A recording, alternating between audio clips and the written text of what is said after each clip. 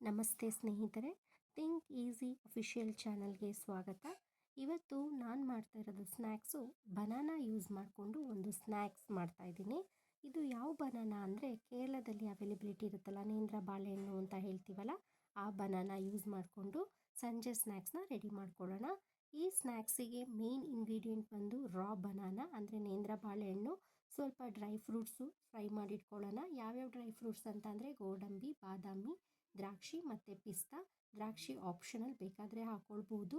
ಆಮೇಲೆ ಅದೇ ಪಾನ್ಗೆ ನಾವು ಬನಾನನ ಏನು ಹೆಚ್ಚಿಟ್ಕೊಂಡಿರ್ತೀವೋ ಅದನ್ನು ಸ್ವಲ್ಪ ಒಂದು 5 ಮಿನಿಟ್ಸ್ ತುಪ್ಪದಲ್ಲಿ ಫ್ರೈ ಮಾಡ್ಕೊಳ್ಳೋಣ. ಅದಕ್ಕೇ ಸ್ವಲ್ಪ ಸಕ್ಕರೆ ಹಾಕ್ಕೊಂಡು ಒಂದು 2 to 3 ಮಿನಿಟ್ಸ್ ಫ್ರೈ ಮಾಡ್ಕೊಳ್ಳೋಣ. ಫೈನಲಿ ಗ್ಯಾಸ್ ಸ್ಟವ್ ಆಫ್ ಮಾಡಾದ್ಮೇಲೆ ತೆಂಗಿನ ತುರಿ ಹಾಕಿ ಡ್ರೈ ಫ್ರೂಟ್ಸ್ನು ಹಾಕಿ ಕಲಸಿದ್ರೆ ನಮ್ಮದು ಹೆಲ್ತಿ ಆಗಿರೋ ನೇಂದ್ರ ಬಾಳೆಹಣ್ಣು ಬನಾನಾ ಸ್ನ್ಯಾಕ್ಸ್ ರೆಡಿ ಆಗಿದೆ. ಇದನ್ನು ನೀವು ಕೂಡ ಟ್ರೈ ಮಾಡಿ ಮನೇಲಿ, ಹಾಗೂ ಹೇಗಿದೆ ಅಂತ ಕಮೆಂಟ್ ಮಾಡಿ. ಮತ್ತು ಈ ರೆಸಿಪಿ ನಿಮಗೆ ಇಷ್ಟವಾದಲ್ಲಿ ನಮ್ಮ ಚಾನಲನ್ನು ಸಬ್ಸ್ಕ್ರೈಬ್ ಮಾಡಿ, ಲೈಕ್ ಮಾಡಿ ಮತ್ತು ಶೇರ್ ಮಾಡಿ, ಹಾಗೂ ಕಮೆಂಟ್ ಮಾಡೋದು ಮರಿಬೇಡಿ. Thank you.